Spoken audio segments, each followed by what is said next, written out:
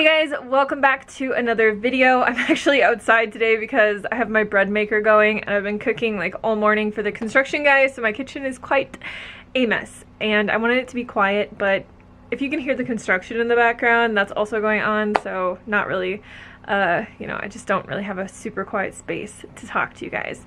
But today we are going to be doing another meal plan for maximum weight loss. So in these videos, I like to focus on calorie density to show you guys that you truly can eat more and weigh less. And that is all about not calorie restriction, but all about eating large volumes of food that can fill you up, where you feel full and satisfied and you don't feel like you're starving on a diet. So we want to focus on low calorie density, lots of vegetables, rice, beans, potatoes, fruits, vegetables, all the good stuff, beans, lentils, all that good stuff to keep us full and satisfied.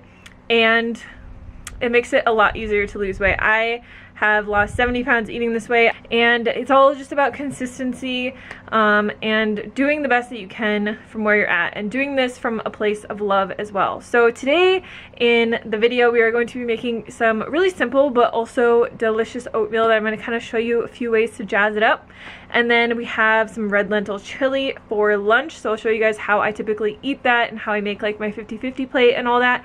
And then for dinner we're going to be making a lentil loaf, and this is one of my most requested like recipes whenever I go to a family gathering, or like when it's the holidays. Derek always asks me to make it because it's really good. If any of you are from the Midwest, meatloaf was like a thing when I grew up and we ate a lot of it. It's kind of gross to think about now, but this is basically like the same version of that but with lentils, and it's very filling, it's low fat, it's delicious, and people love it. So if you need something for Thanksgiving or Christmas or anything like that, whip out this recipe and let your family try it. So that is what we have for today, and without further ado, let's just jump into the recipes.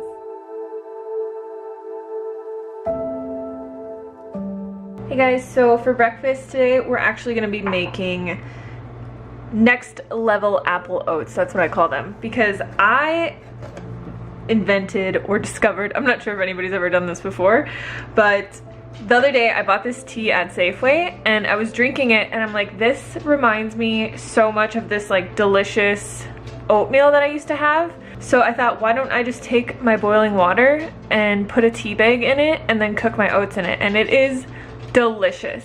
So here I have my tea bag and I'm just gonna pour this cup of boiling water over top, and I'm just gonna let this sit. So I will just let that steep for a few minutes, but you could really use any kind of tea that you want. I haven't tried it with this coconut one yet, but I feel like it would be so good. But I mean, they even have like this Celestial brand even has like apple, like a cinnamon apple spiced one, which I feel like would be so good. But this really just like gives it such a different flavor. Like if you have any tea that you like, preferably like a caffeine-free tea, highly recommend trying this because it really gives your oats a lot of flavor. So to make these apple oats, I'm gonna make this in my Instant Pot. All right, so I have this on the saute function and I'm just gonna add a little bit of water.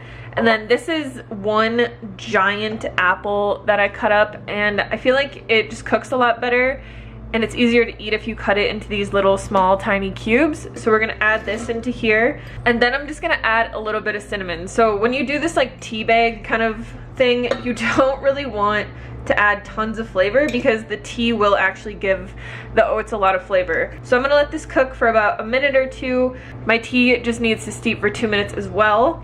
All right, so this has been cooking for 2 or 3 minutes, and now we're gonna add in the rest of our ingredients. So I have half of a cup of rolled oats here, and then I just have my cup of tea water. It's actually about 3/4 of a cup. So I'm gonna add that in. And then I'm just gonna cook this until the oats get nice and thick and the apples are all cooked. So usually this takes about 5 to 7 minutes. Alright, so our oats are done. You can see how thick they are. I like to cook them until they're really thick because I just don't really like runny oats. Alright, so now we can put this into a bowl. And you guys, this is really low in calorie density. So like for the apple, it's 100 calories, I'm guessing. And then the oats are like 150. And this makes a pretty big portion, if you can tell. So we're gonna add some stuff to this. I really like to add soy milk just because it gives it like this nice creamy flavor. Some of that in there. You could also add like coconut yogurt or any kind of plant yogurt to this. And then I'm also going to add maple syrup, but if you want, you could also just add like stevia, or you could even add some chopped dates into here when you're cooking it. I really love drizzling maple syrup on top. Then I'm going to add some raw buckwheat. So I really like raw buckwheat because it's nice and crunchy, and it just kind of gives it more of like a muesli crunch. And then just a little bit of coconut. So you could really jazz this up any way that you want. You could add like peanut butter on here if you really wanted to, or like PB2 powder would be better for weight loss.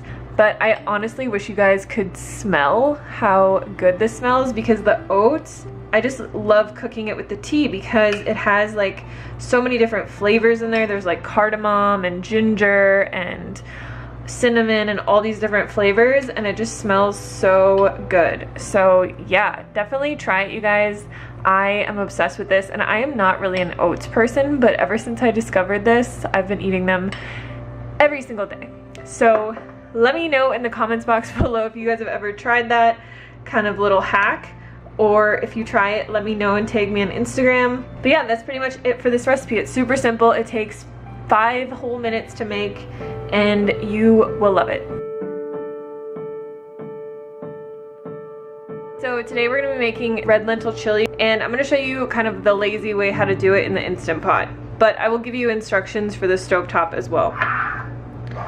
So basically we're gonna take our ingredients and throw them in the Instant Pot. Now you can saute your onions and garlic if you want. This is the lazy way, so we're not actually going to be using garlic cloves. I wanted these recipe videos to kind of show you guys how to switch things around and kind of incorporate different spices and things if you don't have all the ingredients, just so that like you don't feel like you have to go to the store all the time to make a recipe. So we got our onion here. Like I said, if you want, you could chop up garlic and saute onions and garlic. We have our bell pepper. We have 1 cup of red lentils. Now I buy organic. I never really rinse them, but you can rinse them if you want. We also have a can of fire roasted tomatoes. This is a 14.5 ounce can. So I like this recipe a little bit extra tomatoey. So I like to add either some tomato paste or like some strained tomatoes like this. So I'm gonna add some strained tomatoes. You could add the tomato paste, but I don't have tomato paste, so I'm just gonna add this. And then we're going to add in a teaspoon of paprika. This is like basically gone. Got a teaspoon of chili powder. And then we're gonna add a teaspoon of garlic powder. So you don't have to add this if you sauteed onions and garlic, but garlic powder is actually roasted, so it has like a different flavor than if you just sauteed like onions and garlic. And then we have 2 cups of water we're gonna add into here. We're also going to add in 2 tablespoons of maple syrup. This just gives it kind of like a nice sweet flavor. And then we're going to add in a tablespoon of vinegar. So use whatever vinegar you have. It just gives it a nice flavor like the maple syrup does. So I've used Ume plum vinegar, I've used balsamic vinegar, I've used this apple cider vinegar. I think it all kind of tastes the same. You could also use red wine vinegar. And then I always like to add better than bouillon just because it gives it more of a like in-depth flavor, but you could skip this and you could just add salt at the end, or you could just have this totally salt-free as well. Then you just want to stir everything up really well. If you are doing this on the stovetop, you're going to want to bring this to a boil, reduce it to a simmer, cover it and cook it until the lentils are cooked. So it should take about 20 to 25 minutes. I'm going to put this on high pressure in my Instant Pot for 20 minutes, and let it naturally release. And then while this is cooking, I'm going to cook some rice in my rice cooker because we're gonna eat this with rice. All right, so our chili is all done. So I like to eat this with rice, and I just steamed some kale up for my 50-50 plate here. So I'm just going to add some chili on top. And then I usually like to put hummus on top of here. I don't have any of my homemade hummus right now, so I'm gonna use this Trader Joe's eggplant hummus. If you guys ever see this at your Trader Joe's, it's actually an oil-free hummus, and it's pretty low fat. It's only 2 grams of fat for 2 tablespoons. So I'm gonna add some of this on here. If you wanted to keep this overt fat-free, obviously don't add the hummus, or you could add hummus that doesn't have tahini in it. And then I always like to add a little bit of green onion to the top. This is just how I like to eat it. And then I always add hot sauce on here as well. So it's pretty simple. You guys can jazz up your meals really easily by just adding little additions to it. This is just how I really like to eat this meal. So we're just gonna go over our base ingredients here. We have a cup of green lentils. These are an actual mix of lentils, and they're sprouted, so use whatever kind of, you know, black or green lentils that you can get. Brown lentils work too. Then we have a half a cup of red lentils here. The recipe calls for a bell pepper, but I actually don't have one because my husband forgot to get it at the store, so I just had this mix of red bell pepper, green bell pepper, and mushrooms that I had in my freezer. So I'm gonna use this. Use what you have, you guys. A lot of these recipes are very flexible. You can kind of swap out lots of things. So mushrooms are actually really good in this recipe because it makes it very meaty. Then we have our chopped carrots, and I also didn't have celery, so I'm just using some celeriac from my garden. Here we have our onion and garlic that we're gonna be sauteing. And this is our cup of oats that I pulsed in the blender. So the recipe calls for 1.5 cups of oats pulsed lightly in the blender, but if you want to use just oat flour, you can just use 1 cup of oat flour, or you could even substitute just like a whole wheat flour if you really want to. And then we also have our 3 tablespoons of flax and our 6 tablespoons of water. So we're quickly just going to make our flax egg. All we do to do that is just mix these two together, and then we're just gonna let it sit while we do everything else. So I just like to put it together and whisk it a little bit, and then we'll just set this aside, and this is going to help bind everything together. All right, so we're gonna kind of make this into a 1-pan meal because who wants to do more dishes?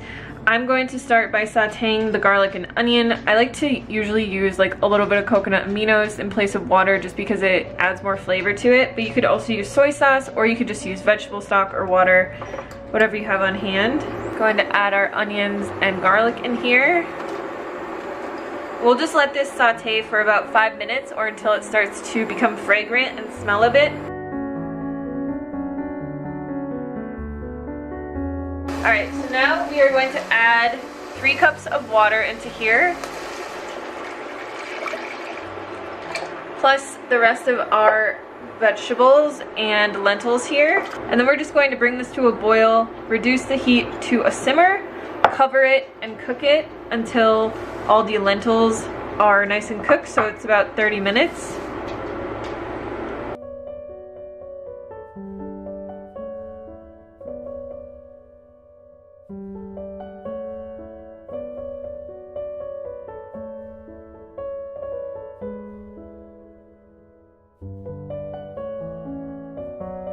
Alright, so now that this is done, what we're going to do is first add our flax egg into here. So see how like gelatinous this has gotten? It is so thick. And this is just gonna help bind all of the lentils and everything together. So add that in. So then we're going to add in our seasonings. Here I have some thyme from my garden. If you guys ever have fresh herbs in your garden, use those over dried ones because they're so much more pungent and flavorful. And then I have Italian seasoning, fennel, onion powder, and a little bit of cayenne because we like it kind of spicy. So we'll add that in. You can leave the cayenne out if you want. The fennel is what gives it a really nice meaty kind of flavor. So if you guys want this smoky, This isn't actually in the recipe notes, but if you want, you can add a little bit of smoked paprika or some vegan Worcestershire sauce. I always say that wrong. Or you could also add in a teaspoon of liquid smoke. So I'm just gonna add in some of this vegan Worcestershire sauce, however you say it. And then the last thing that we need to add in is our oats. So just add them slowly, especially if you're using like a whole wheat flour, but this should be pretty thick at the end. And all of this is just gonna help it bind together really well. And just mix it together until you don't have any more dry spots. So this recipe, we actually didn't add any salt to it, but if you enjoy salt in your diet, you can definitely add a little bit of salt. I like to add salt at the very end of my cooking because if you add it while it's cooking, it really dissipates a lot and you get a lot of the sodium, but you don't get a lot of the flavor. So just add in a little bit of salt if you want. I would add about a teaspoon and mix it in really well. And then all we're going to do is transfer this to a loaf pan. So you just want to use a non-stick loaf pan and transfer this in here, and then we're going to bake this for 30 minutes on 350 degrees. I like to always use the convection option on my oven. So if you guys have that, use it because it helps everything cook a lot more evenly. If you don't have it, don't worry about it. It's not a big deal. We're gonna put this in here and then just really kind of like smush it into the corners and make it as even as you can. This will dehydrate a bit because we're gonna cook it uncovered, but you just want to press it all firmly together. And we're gonna cook this for 30 minutes and then we're gonna take it out after 30 minutes, put our ketchup on top, and then glaze that for another 15 minutes in the oven. And that's pretty much it.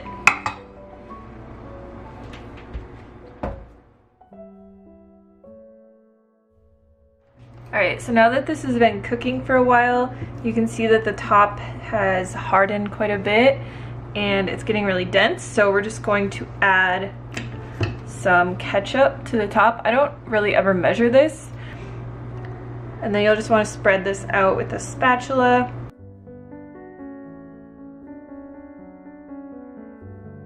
And then all we're going to do is just put this back in the oven for another 15 minutes and let the top caramelize. Alright, so this is all done. I've had it sitting here for about 30 minutes. You want to let it rest for a bit before you cut it. I just kind of made it look pretty. With this thyme on top, you can cut into this bad boy. And I'll show you guys a piece. And there you go. So I will usually put a side of mashed potatoes here or like potato fries.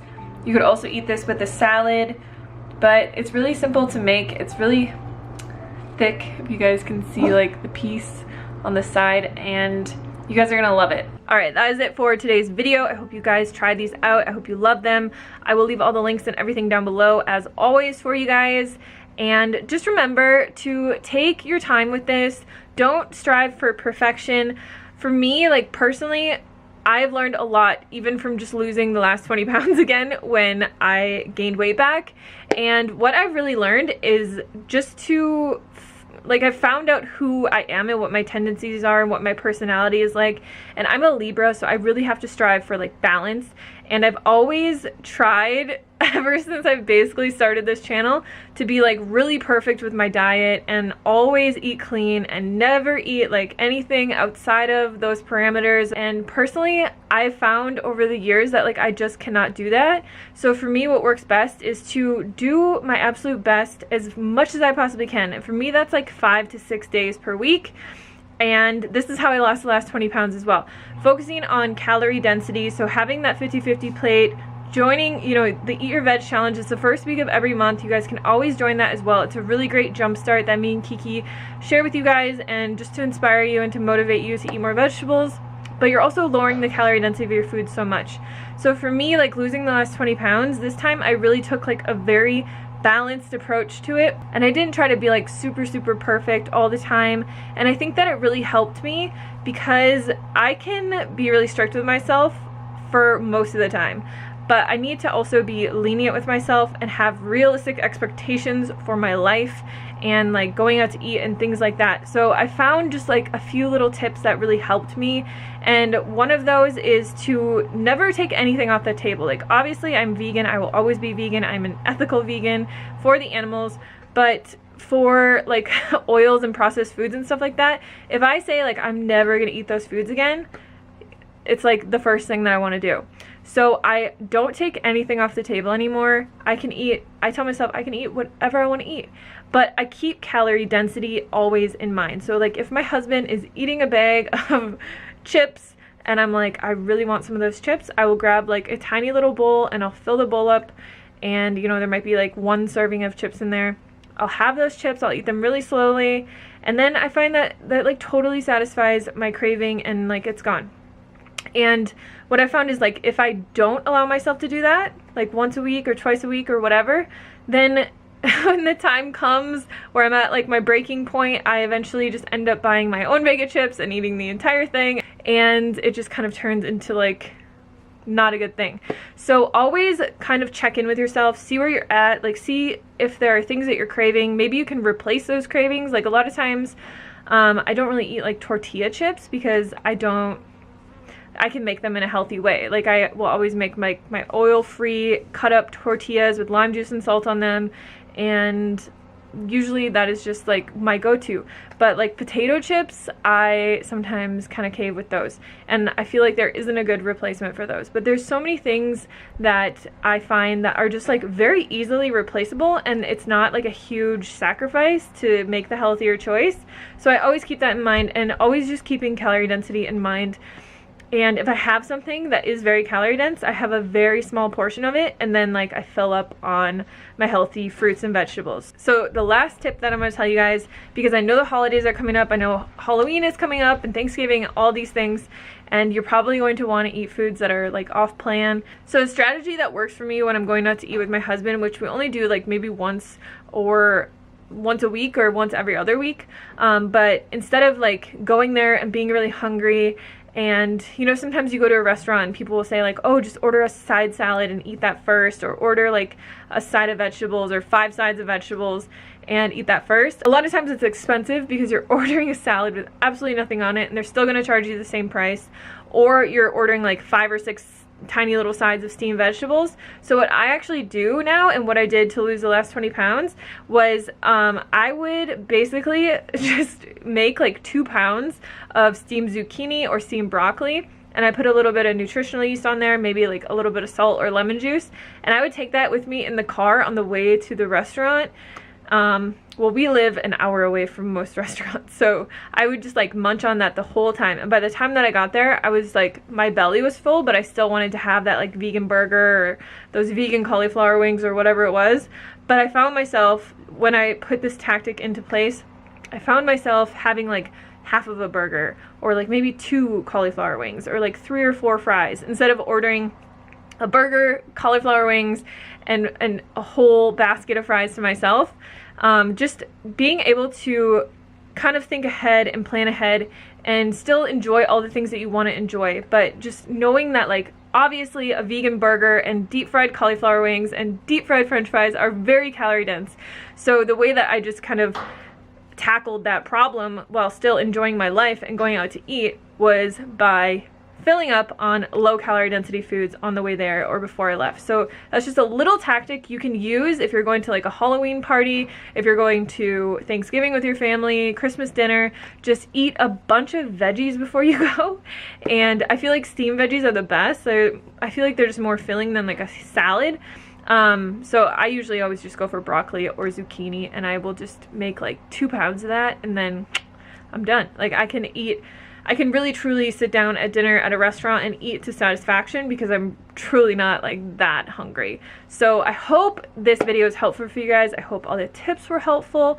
Leave any comments or questions or video ideas down below, and I will see you guys on the next one.